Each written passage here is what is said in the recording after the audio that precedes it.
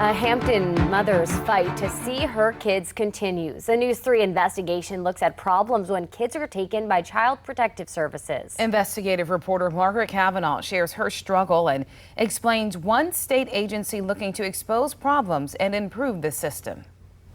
I haven't physically seen my children since January 13th of 2022. Brittany Whitworth says her two kids, ages 9 and 22 months, were removed from her care after the Hampton Social Services Department opened an investigation into allegations of abuse and neglect. Through a FOIA request, she says she obtained this police body camera video around the time they were taken. Brittany says she was struggling mentally and admits she lied to police about allegations of domestic violence, a decision she regrets. I have to live with that every day, and a lot of times it really bothers me because I feel like I was in a position where I really needed help. Brittany says her children were placed in what's called alternative living arrangements. This keeps kids out of the foster care system, usually placing them with somebody they know. We were told that our choices were we could sign the paperwork and let the children go with them so that we kept custody and it stayed out of court. Or if we didn't sign the paper, they were taking the kids that day.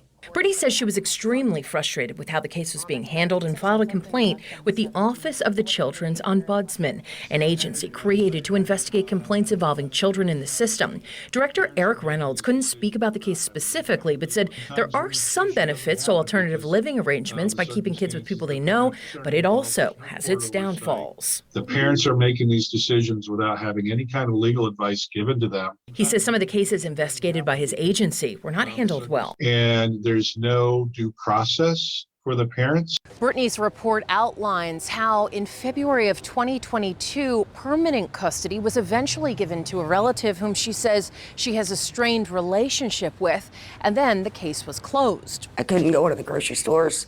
I couldn't see other people with their kids. Couldn't see anything that reminded me of them. The report says Brittany was given no clear plan for the children to return home and was offered no services to assist her in addressing the safety issues that led to the children's removal. It went on to say closing the case when custody is legally transferred to a relative after such a short period of time and refusing to work with the parent to regain custody of the children does not promote the parent-child connection. I missed her second birthday. I missed her second Christmas. I've now missed her third birthday. The city of Hampton issued a statement that read, while the city is legally unable to respond to questions about a specific case, the Hampton Department of Human Services endeavors to make all reasonable efforts to keep children with their parents whenever it is safely possible and in the best interest of the child or children. When that cannot be achieved, relative placement options may be deemed more suitable. They went on to say that parents can appeal all decisions through the courts. Because that's the whole purpose of CPS is to help rehabilitate the issues and make the children safe to be at home. Reynolds says there's 120 individual local departments of social services across Virginia. They all do things a little differently. He says some better than others. And there's not much authority that the state level has over those local agencies. He says that leads to inconsistent practices throughout the state and addressed the need to fix workforce issues. Getting good quality workers in the agencies, finding good people for them to hire. We need judges that are trained on these cases because these cases are like no other. He says his agency doesn't have the authority to enforce laws, only alert the right people of potential problems. I mean, all we do is shine a light. I tell people that we've just got a flashlight or sometimes it's a big spotlight. Brittany continues to work to try to see her children again. I never shopped without buying something for them.